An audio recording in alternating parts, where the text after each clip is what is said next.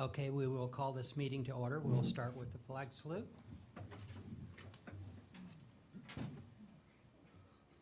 I pledge allegiance to the flag of the United States of America and to the republic for which it stands, one nation, under God, indivisible, with liberty and justice for all. I want to thank you, everybody, for being here tonight. It's really nice when we could fill all the seats in this room. Do we have any need for translation tonight? Okay. Seeing none, then we'll go on to approval of the agenda. I motion that we approve the agenda for tonight. I'll second that. All in favor? Aye. Aye. Any opposed? Okay, so carried. We'll go on to B1, public comment. Have we got any public comment tonight? Okay, seeing none, we'll go on to B2, recognition. Yeah, I'd like to invite Ed Peterson forward. Ed's going to share some information with us about a really successful winter sports season at Othello High School. So our athletic director, Jenny McCordy, really wanted to be here tonight. She is in Connell. Where did he go? Can you turn the audio up just a little bit for me?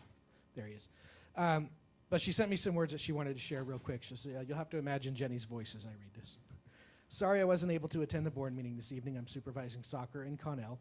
I'm extremely proud of all of our winter coaches and student athletes. We represented Othello well in the classroom and on the play field. Congrats to all on a wonderful season, and of course, go Huskies. I'm going to invite the coaches and the players to come up, maybe one team at a time, and we'll start with boys basketball. What's that? Right up here is fine. And she wasn't kidding about the on the field and off. So I think all of our teams this year had some sort of academic honor again, and that's just the norm for our teams. We've come to really expect it that season after season we're announcing WIA academic honors. But I'm going to let Coach here talk about their season a little bit. Hello, how's everybody doing today? I just want to talk about this season this year. We had step over here. See you guys. This year was a good year for us. We had a really cohesive group, a group that grew up together, that played together since they were, third, fourth grade. So it was a really year where we had a lot of ups and downs, but they stuck together and we were able to go to the second round of playoffs. I think it's probably the furthest we've gone since I've been here, and we were just happy to be able to do it with that group. Wasn't how we wanted to end the season, but I think the boys learned a lot that year, and I saw a lot of growth, and we're just ready to move on to the next year and just thank all the coaches and the support that they got this year. Well, it was great.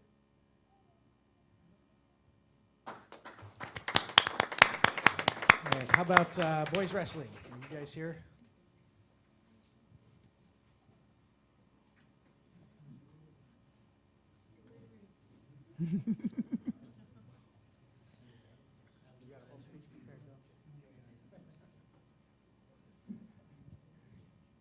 All right, I'll be really quick. I got a couple of the boys who are going to talk, but the boys had a successful season, undefeated in duels, ended up league champions, undefeated district champions, regional champions, and ended up taking third place at state. We had 15 qualify for the state tournament with 11 actually entering into the tournament. All 11 won a match at state. We had 7 individual placers, 10 academic all-state wrestlers, and 1 academic all-state champion. So it was a very successful season. And I just want to say thank you for all the support in the district and in the community. Our admin is amazing. My coaching staff is amazing. The parents, just the entire community, the family support, alumni support. It's just a great place to be. So I'm going to let Josue Solorio talk real quick, and then Terrell Freeman will talk right after him. Yeah, like Rudy said, it was just a really successful season. And as far as like how he said that we had a really good coaching staff, we just had a really good group overall. I just really noticed that at the beginning of the season and just like throughout the whole entire season, everybody like just stayed locked in. it wasn't really like getting distracted with like everything going on. And yeah, I just I want to thank everybody for supporting us. I want to thank Camilo, Hotel Wrestling Club, Rudy, Arturo, other Rudy, Jake, even though he's not here, for the support. Yeah, I want to thank the team too.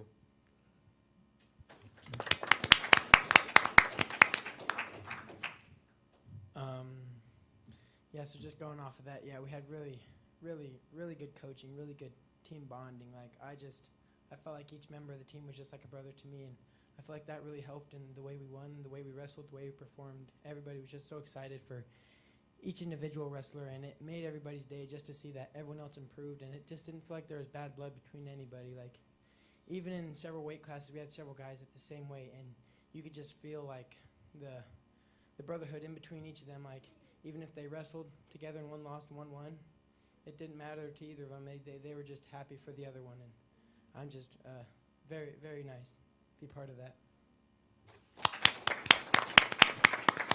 And I guess I forgot to add one thing, but Terrell Freeman was a state champion for us. All right, thank you guys. Okay, girls wrestling. I'm gonna make Adolfo wait till last.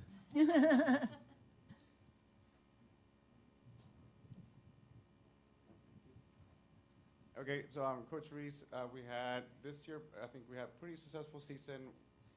These girls placed first or second in every tournament throughout the season. They were undefeated in dual matches. And we had 8 girls qualify for state this year. 6 got to wrestle in it. We had 1 placer. She placed 4th. And then we had some freshmen or first-year wrestlers that qualified for state and were able to compete. So that was pretty awesome to see that. And we also had, I believe, 4 All-State academic honorable mentions. So that's pretty awesome too. And I think this is our first year where we get above a 3.0 GPA for the team. So getting there.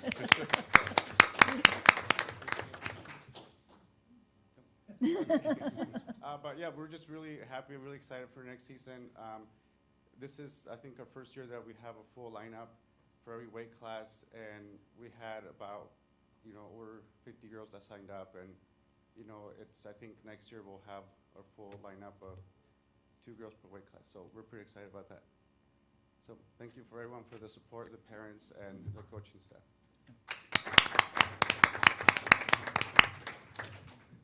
Okay, Adolfo, come on up for girls basketball. Our 6th place state 2A girls basketball.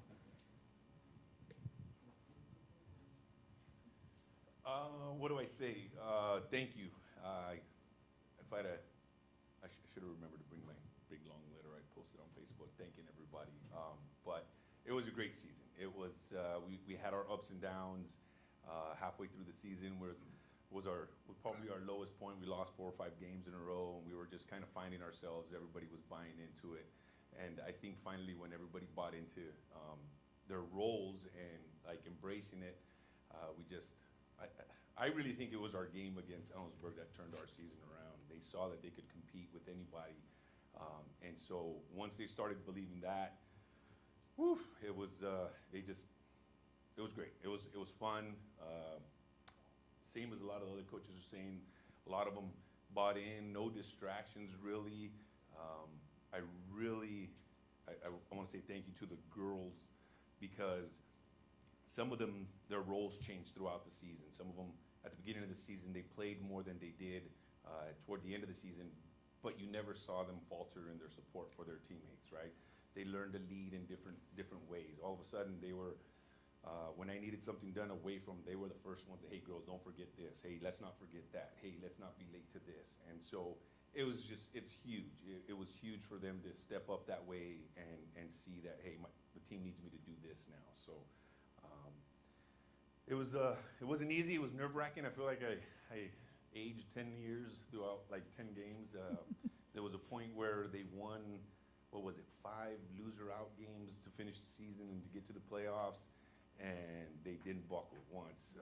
They weren't all blowouts either. They were really close games, and at state, we didn't know what we didn't know. We just showed up, we were going to play, and by the time we got to the end, man, we were running on empty. We were, you could probably tell by the scores, wasn't a lot of scoring going on, but one thing that never changed was how hard they tried. They never stopped on defense hustling. They never gave up, and you know what? We were 3 points away from being technically the best team Othello's ever had in girls basketball and getting that 4th place.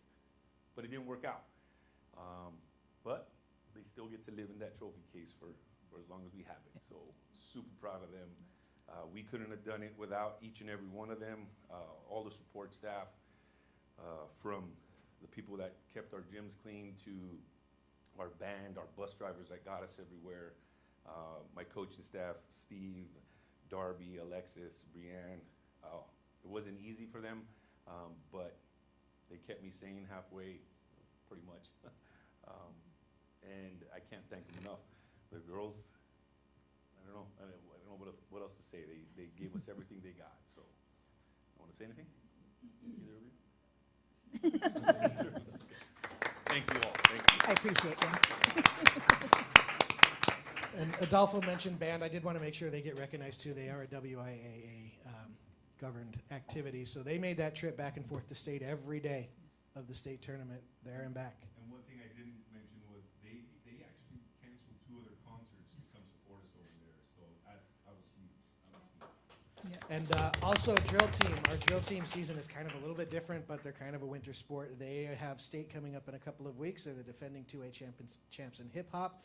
At their recent regional tournament, they really showed everybody why, and I think they're coming back to try it again, so we're looking for good things from them too. But I want to try to get the athletes and coaches up here on this side real quick. We'll get a quick picture, and then we'll let the board get on with board things.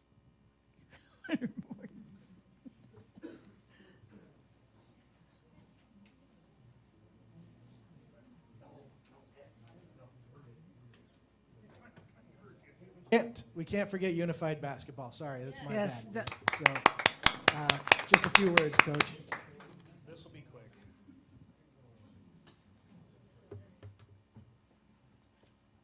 Yeah, so unified basketball, my name is Mark Bailey. This is my 2nd year coaching. It's great just seeing the support from all of these athletes coming out and supporting these athletes over here and vice versa. It's just been amazing. We saw our numbers grow. Last year we had, 6 or 8 kids? 5, and this year we were pushing 15 to 18. So it's something that's really taken off, and without the support from all of you and these athletes here, we wouldn't be successful. So we had a great year, 3, 2, and 1. So yeah, it was very successful, and proud of everybody in here.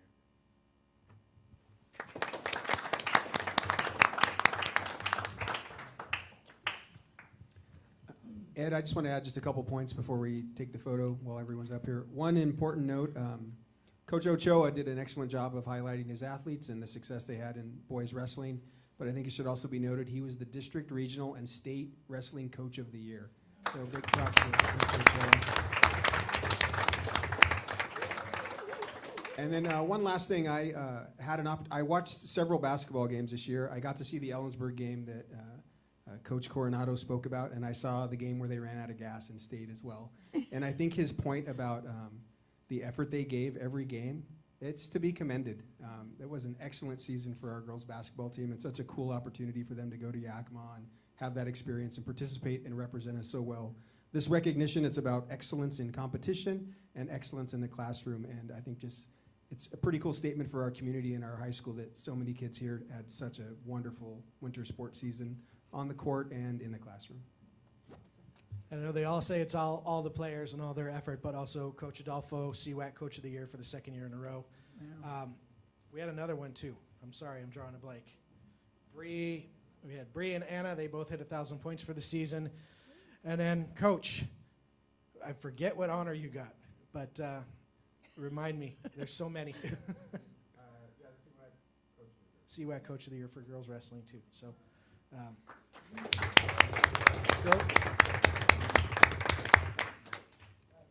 Real quick picture.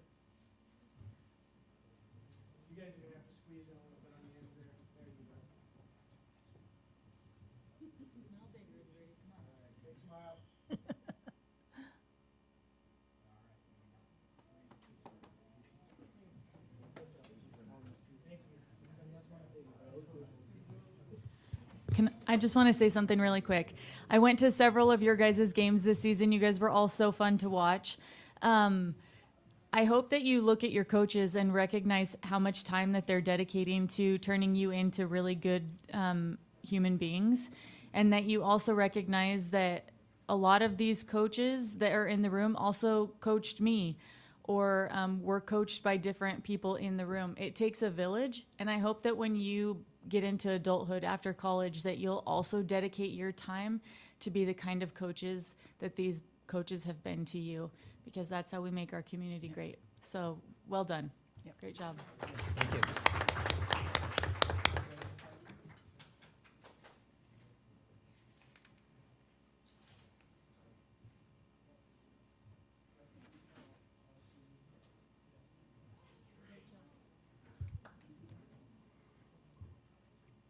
Oh, it's going to be empty. Please stay. Room cleared out quick. Okay, we'll go on to board member discussion.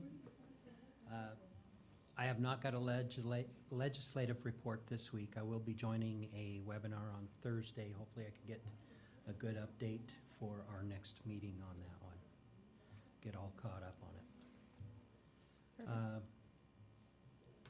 Board retreat dates.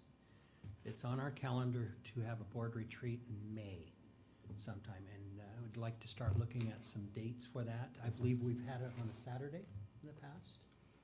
We've done that in the Weekday. past. I know several years ago they did that, but the last couple we've done during the school day, kind of an all-day event. What will be helpful for us, I know, Ken, you and I have talked a little bit about some support from WASDA about board member roles and responsibilities, and so if we could lock down a few dates, we'd like to reach out to them as a possibility to attend that. Do you have a particular week you'd like us to choose from, Pete? That you're like, in between these days and these days would be great? You know, we haven't communicated with WASDA, and I think that's enough lead time for us to work around your schedule. If you wanted to do it the week of a board meeting, or if you wanted to make sure it was off of that schedule, then we can be flexible. Certainly, early to mid-May is, I think, more convenient for us, just based on the busyness of the time at the end of May. I think for you as well. I can do any day the week of the 8th or the 15th.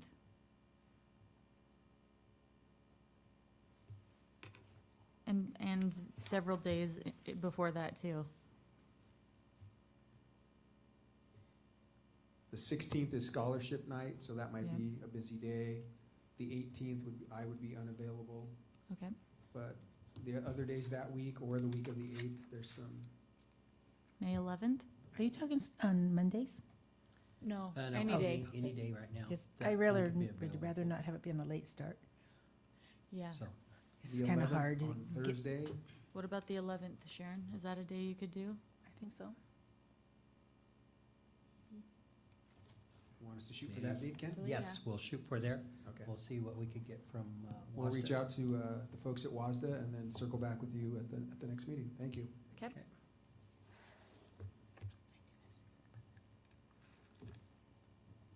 Okay, and we also have Scootney Springs Elementary site visit on the 21st.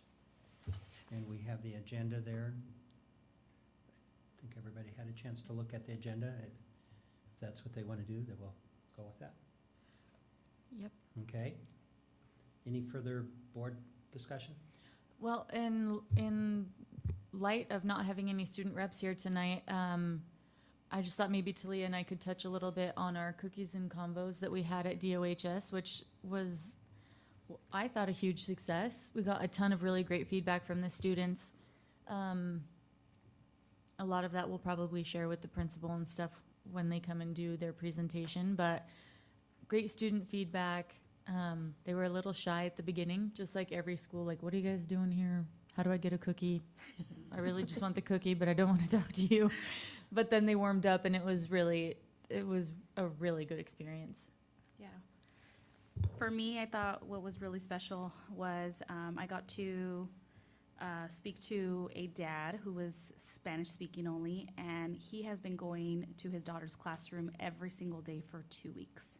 He's been there from the beginning of the school day throughout the end of the school day because he really just wants his daughter to succeed. And that was really touching to see that there's, you know, not that there isn't, but that there's parents out there that really care like that. And that just comes to show that those kids do have support. So that was really touching. I got to speak to him, letting him know what Lindsay and I were doing there. Got to, you know, get to know him and his daughter. And so it was a really unique experience getting to witness that. So I really appreciated that. Yeah, it was great. I think one of the things you're going to see tonight in the teaching and learning update from Assistant Superintendent Schenk, you're going to see an image at the beginning and at the end that talks about how feedback works in a school district. And what I think Cookies and Convos is, it's feedback from the students to the organization and you as the representatives of the community about what the organization needs to do. So feedback's coming to you. That's that idea about student voice in an authentic setting. I walked in a little bit late to that session, but you could tell that those kids, it was beyond, there was cookies left over. Yep. So they weren't there just for the cookies. Yep. They absolutely stuck around for the conversation, and great idea that Gail brought to us. So Such a good idea. I would say my overall takeaway from all of the interactions that I had at both the middle school and the high school, or DOHS, was how important adult relationships are in their lives. It's so important that they have good teachers, and not just teachers that know how to teach, you know, your ABCs or whatever, but like teachers that make them feel seen and the sense of belonging that you've been talking about, Pete, because it makes all the difference for them. It's everything.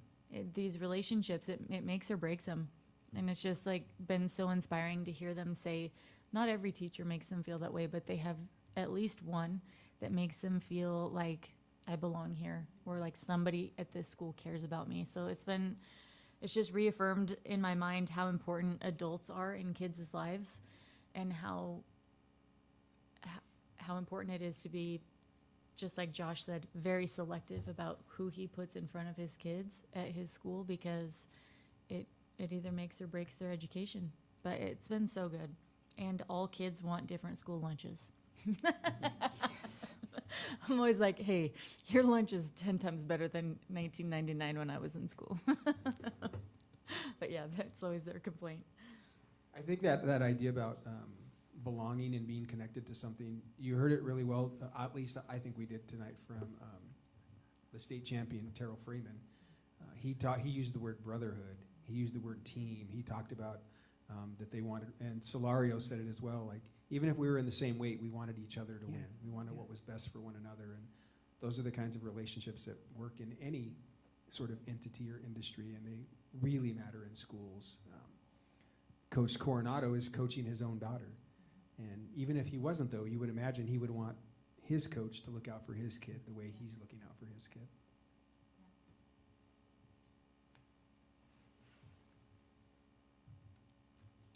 Okay, with that, we'll go into C1, required approvals. Could I get a motion for the required approvals? I make a motion that we pass the required approvals. I second. Any questions, further questions? All in favor? Aye. Aye. Any opposed? So passed. Accounts payable warrants 2, and I will be abstaining from this vote. I make a motion that we pay the accounts payable warrants too. I second. All in favor? Aye. Opposed? It's okay. Superintendent's informational items. Yes, thank you. 3 items tonight. One is DOP 2409.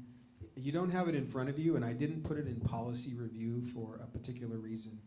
This policy was last adopted in 2010, so 13 years ago. It was reviewed in 2017, but based on that review, there hadn't been any changes made to it. And as the middle school was talking about promotion, What lessons did we learn during COVID?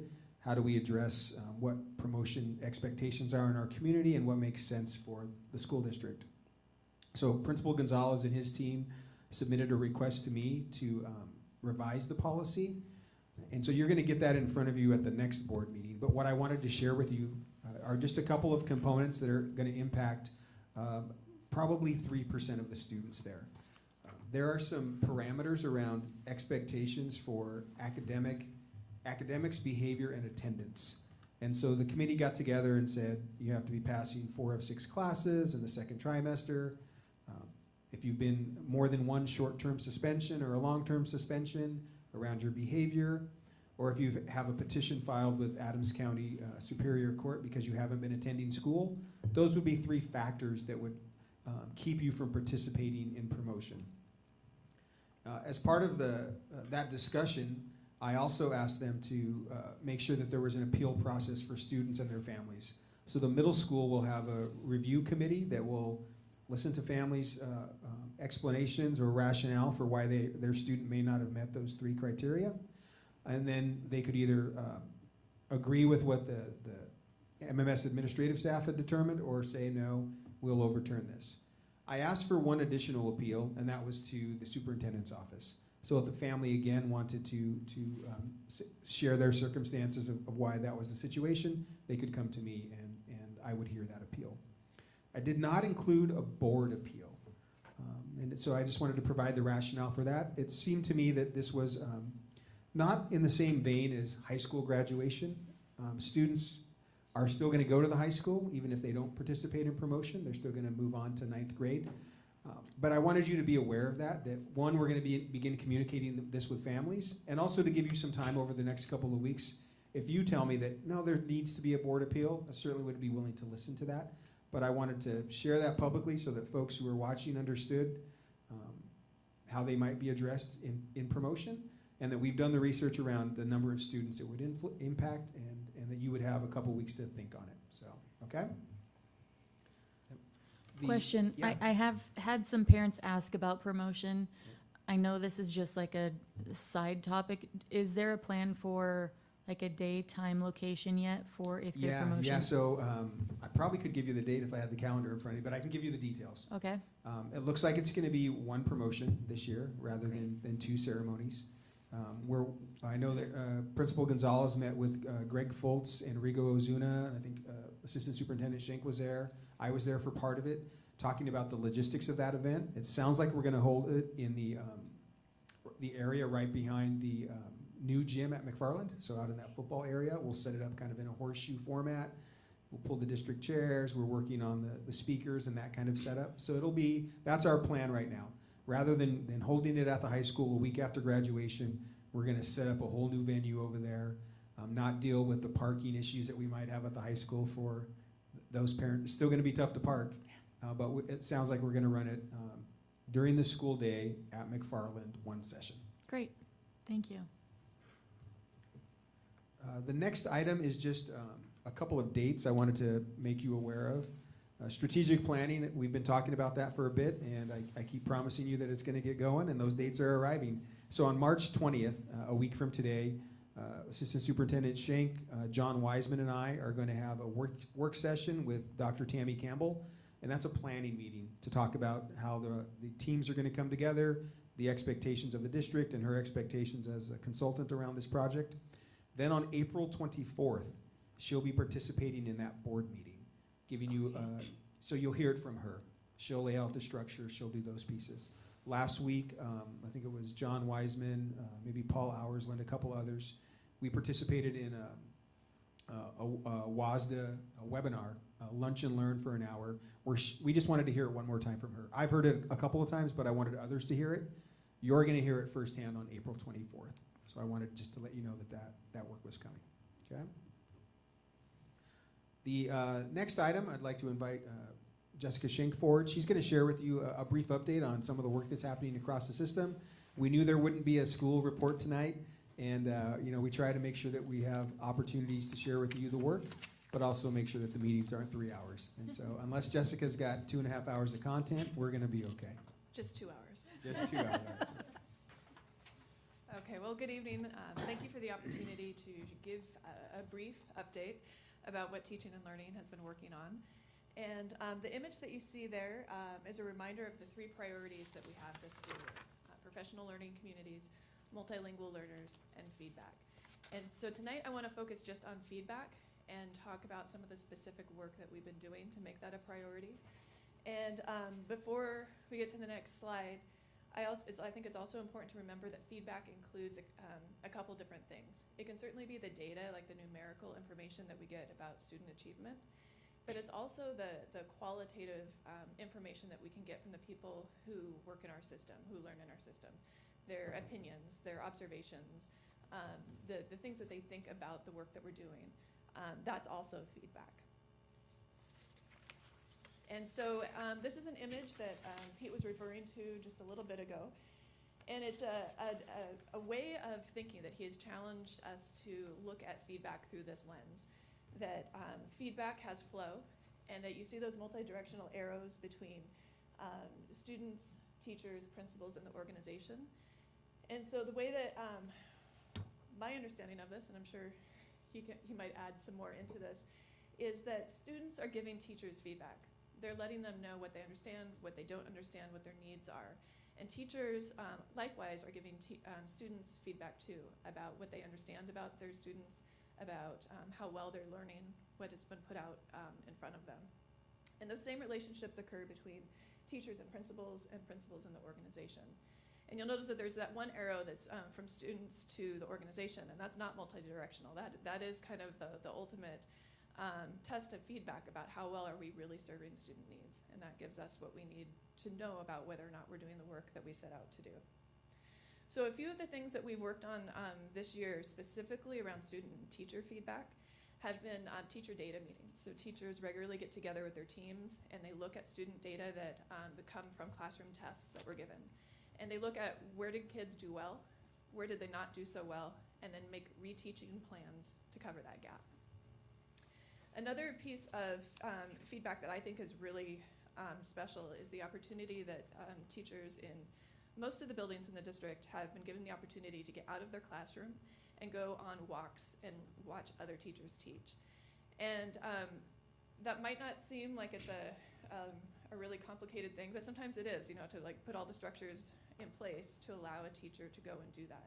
When you're teaching, you're in your room and you're doing your thing, and it's hard to know what's happening in other classrooms. So getting out and being able to see that firsthand and then reflect on that and have feedback conversations with your peers is a really powerful way to improve instructional practice. Jessica, could I just add a Yeah. piece for the board around that? And I think about your own expertise in careers. So when you hire someone to install windows in a home, they probably go out and watch you do it or watch the guys you have that are really good at it, and then they do a little bit of it and they ask questions.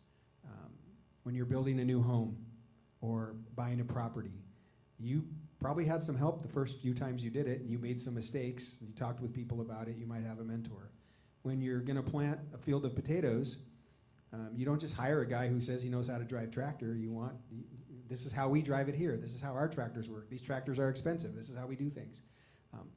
Sometimes in teaching, what happens is you become so isolated. You're by yourself. You're in front of the room. It's hard to have other adults in the room. But the way we learn things through experience and observing others, it works just as well for teachers. And so we forget about that sometimes. And I think it's important, Jessica, highlighting that it's not a novel idea. It's not innovative or disruptive. It's just how we learn. Another example of that, our STEM director, Paul Auersland, has recently organized opportunities for the elementary specialists. So, you think about how isolating teaching can be when you have a team of 3 to 4 other people who teach your same subject. The specialists don't have that luxury in their buildings. And so he's given them the opportunity to get out and go to other buildings and watch other PE teachers, other art teachers, other music teachers, to see what that looks like and then be able to talk about that afterwards. And then I think just this week we're finishing up the CEE, Center for Educational Effectiveness surveys for students and for staff. And so very soon we'll have some really good feedback from that survey about how those groups are seeing the work in the district. And then you mentioned the cookies and convos.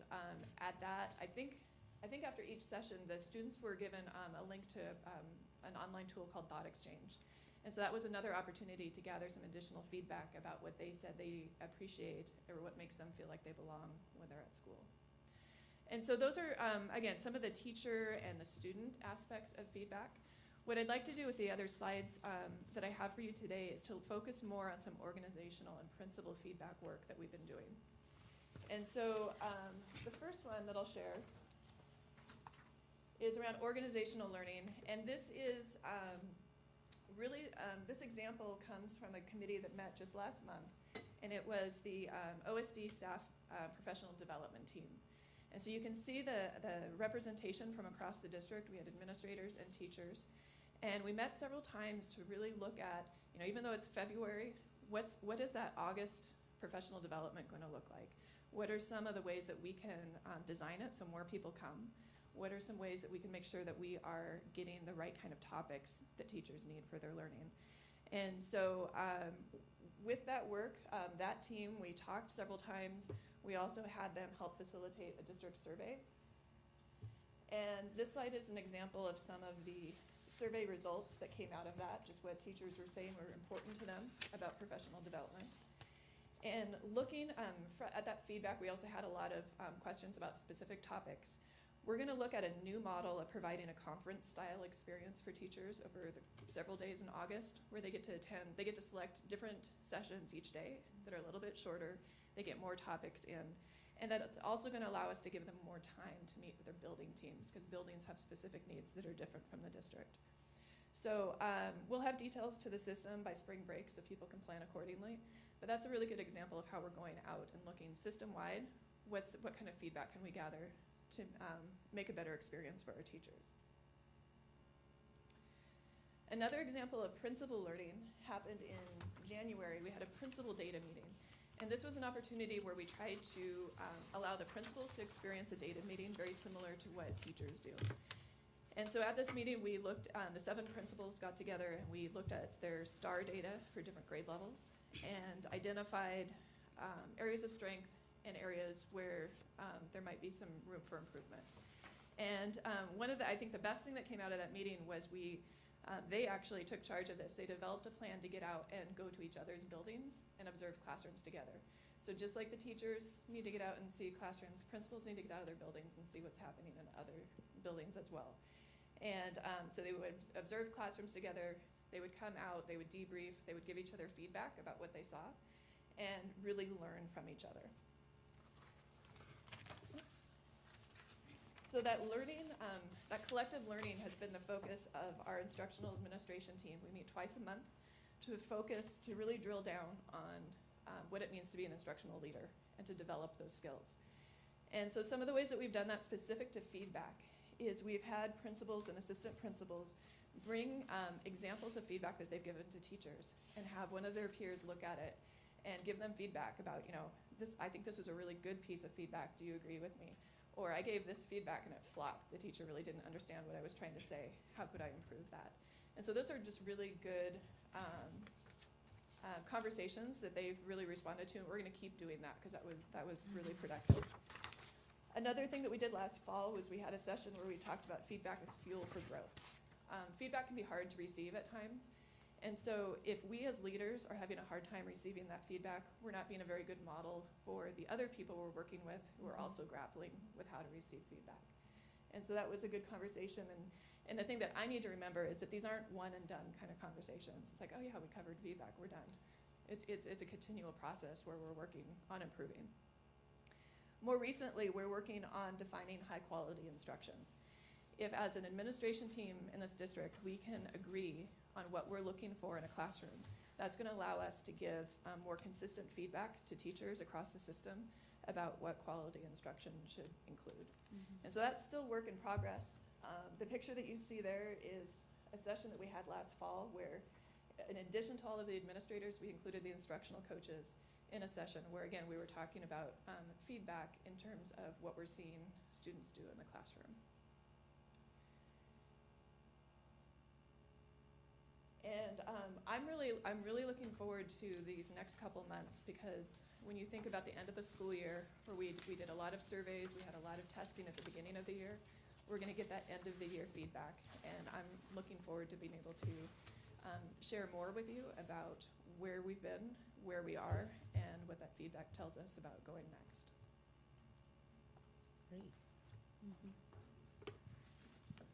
Well, thank you, Jessica. I did want to add a couple of pieces around, particularly around this image. Actually, could you go to the survey results? And you know, the staff development team before that, we got all these people together and asked the teachers for some input. But I want to share with you really the practical and pragmatic way we're thinking about this. Trying to remember the things we experienced as teachers or principals that didn't work for us, and then we don't do those. And it's hard to unlearn some of those things, but I think this example that Jessica led, it's frustrating as a teacher or principal for the district office to say, we're going to go do this, when they haven't asked you if that's really what your students or your staff need. So getting that feedback from teachers, putting it on at a time that's going to work for them, we're really looking forward to having increased attendance and just better experiences for staff. Back to the last image, and I'm going to tie it into, again, what one of the wrestlers shared with us tonight. Those guys root for each other. Those guys root for their brothers. They train together. They plan together. That's the kind of experience that needs to happen in our schools. Teachers rooting for one another, helping each other out, and for our principals as well. And so for them to have the courage and vulnerability to allow someone to come into their school and to go into their classrooms with them and observe what they're seeing. And then what we're working on is, what does really good look like? What does excellence look like? And the feedback for Jessica and I has been listening to them when they come out in the hall and talk about it. And Ken might say, well, I thought that was excellent. And Lindsay might say, no, at my school that wasn't excellent. And then it gives us ideas about what experiences does Ken need and what experiences does Lindsay need, so that we all get on the same page. It's not about calibration that it's all the same, but that we all have this agreed upon standard of excellence. So that's what we're working on. It's exciting work, and we don't get to share it with you often enough, but I hope you hear pieces of that when the principals are here and when you're in schools on site visits. So I had a question. Along the principal learning, when you were talking about principals being able to go and see each other's, how things are going, do classroom visits with each other, were you strategic in placing people together, or was it just kind of whoever wants to go with whom? Because I know if Ken is really strong, and I know he's doing really well at Windows, but that's like my shortcoming in my house building, and I need to get stronger at that, I'm gonna go with Ken versus with Sharon that's really good at flooring. So is there like, or whatever, you know what I mean? I'm trying to be Pete, okay, with these analogies. So is that something that like you're strategic about, like this principal can work with this one to kind of learn where they're, that kind of stuff? We were as strategic as we could with people's schedules, because I think that was the biggest barrier at getting people together, is just how busy principals are, and how quickly their calendars fill up with needs at their buildings. So they calendared, as much as possible, and we tried to keep the group together because they really are in a space where they're feeling more comfortable learning from each other. And I appreciate how you were talking about it being vulnerable, because that's hard when you've been hired to be an instructional leader and you're the principal, and there's kind of a fault, like it's easy to think that you have to be the expert, right, instead of putting yourself in that position of being a learner.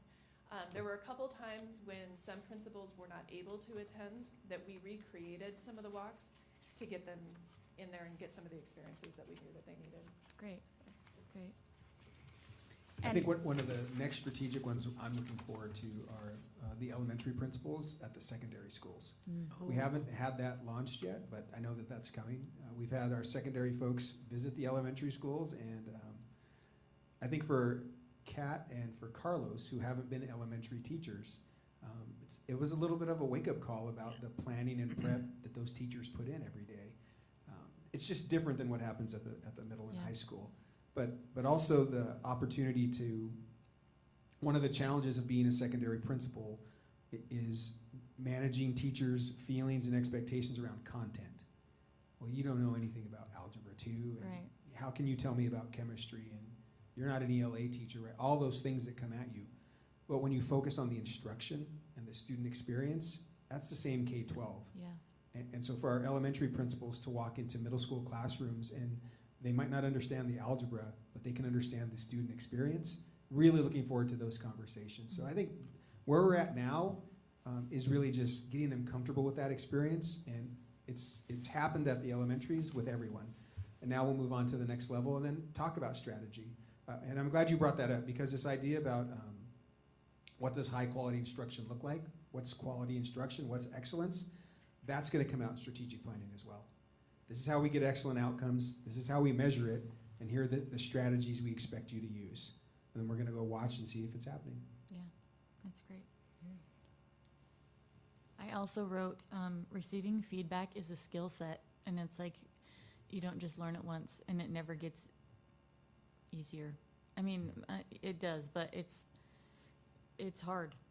Yeah, I've had days where It's I hard. felt like I've received it really well in one moment, and the next moment I completely go the other direction. So. Yep, same.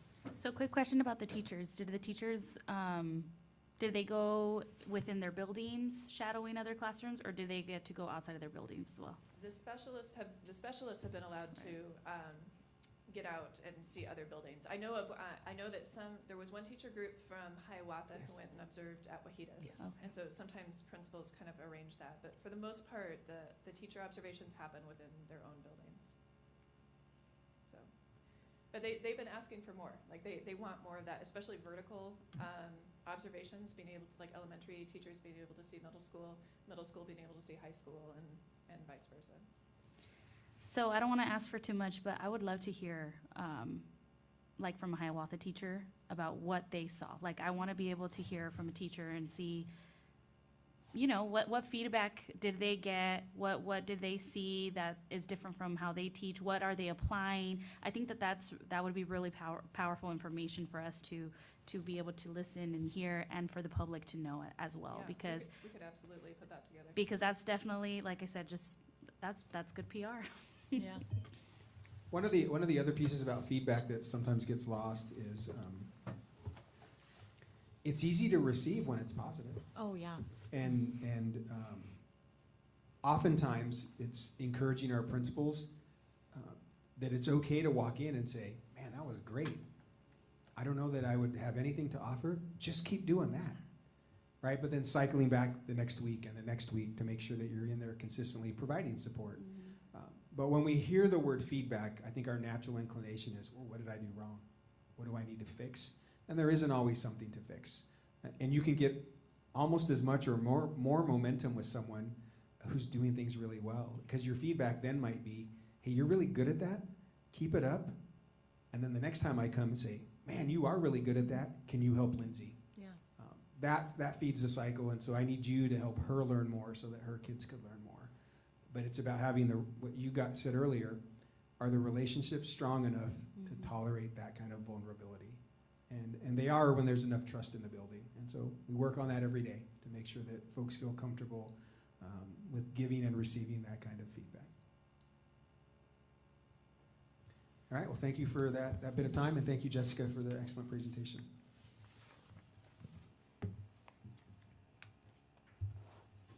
Okay, we will go on to F1, upcoming events.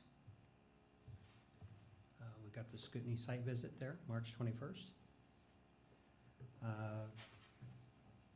Tentative right now for student rep interviews. Early meeting on the 27th. Applications are out, or that process is underway to take applicants. And then, of course, our regular board meeting on the 27th. And are we still planning on doing our student rep interviews during the day at the high school? I see it as TBD. Location is at the high school, though. So Yep, we'll still do it at the high Okay. school. Yes. And also on the 27th, if we have applicants or enough, the board interview for the new board member. Oh, that night. How many do we have turned in so far? I believe we have 2 completed applications that are Great. within the boundary area. Perfect. Okay. So that meeting will probably have, again, start at 6 o'clock. If we have more, then I think We'll go the two earlier. applicants will have to start earlier. But so far, 6. Right? Yes.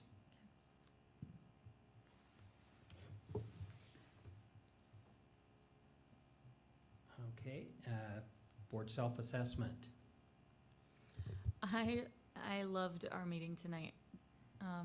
Having all of the students here and the coaches, and I don't know, there's just something about being from a small town and just knowing the people in the room and just loving them so much that I just made my heart so full.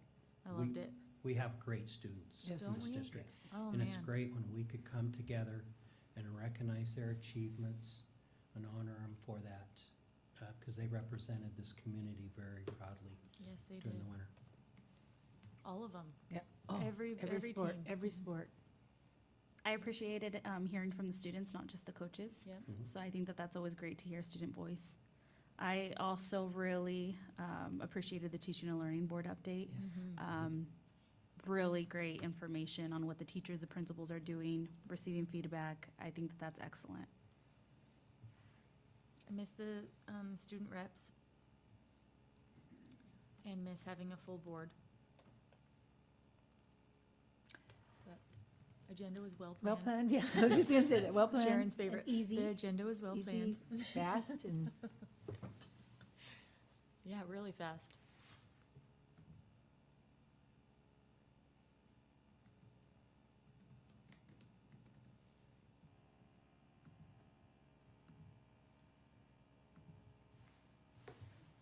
Anything else? Okay, thank you. No. Did you have anything on that too, Pete, to add to it? No, I think we captured them all. Maybe one thing I would say on the plus side is I appreciate you all, I think all of us, beginning to connect the dots about the work in the system. And I'm so looking forward to strategic planning, helping us have a more agreed upon and common vision for where we're headed for the next several years. And that if that work is done well, we'll set that up. And I think we have some structures now in place that are going to allow that to happen. So I'm really looking forward to that.